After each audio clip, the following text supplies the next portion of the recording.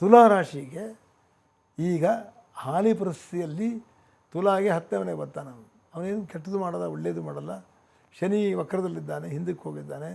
ತುಲಾರಾಶಿಗೆ ನೋಡಿ, ದೈವಗುರು ಅಂದರೆ ಗುರು, ರಾಕ್ಷಸ ಗುರು ಶುಕ್ರ. ಅದು ಶುಕ್ರನ ಮನೆ ಯಾವುದು, ವೃಷಭ ಮತ್ತು ತುಲಾ. ಅಲ್ಲಿ ನೀವು ದುರ್ಗೆಯನ್ನು ಚೆನ್ನಾಗಿ ಪೂಜೆ ಮಾಡಿದ್ರೆ ಯಾವ ಸಾಗರದಲ್ಲಿ ಈಜ್ಕೊಂಡು ಹೋದುವೆ ನಿಮ್ಮನ್ನು ದಡ ಸೇರಿಸಿ ನಿಮ್ಮ ಸೌಂದರ್ಯ, ನಿಮ್ಮ ಆಭರಣ ಎಲ್ಲ ಕಾಪಾಡಿ ನಿಮಗೆ ಹೆಚ್ಚು ಇನ್ನೂ ಕೊಟ್ಟು ಕಳಿಸ್ಬಿಡ್ತಾಳೆ. ತುಲಾರಾಶಿಗೆ ಈಗ ಹಾಲಿ ಪರಿಸ್ಥಿತಿಯಲ್ಲಿ ತುಲಾಗೆ 10ನೇ ಮನೆಗೆ ಬರ್ತಾನೆ. ಅವನೇನು ಕೆಟ್ಟದ್ದು ಮಾಡಲ್ಲ, ಒಳ್ಳೆಯದು ಮಾಡಲ್ಲ. ಶನಿ ವಕ್ರದಲ್ಲಿದ್ದಾನೆ, ಹಿಂದಕ್ಕೆ ಹೋಗಿದ್ದಾನೆ. ತುಲಾರಾಶಿಗೆ ನೋಡಿ, ದೈವಗುರು ಅಂದರೆ ಗುರು, ರಾಕ್ಷಸ ಗುರು ಶುಕ್ರ.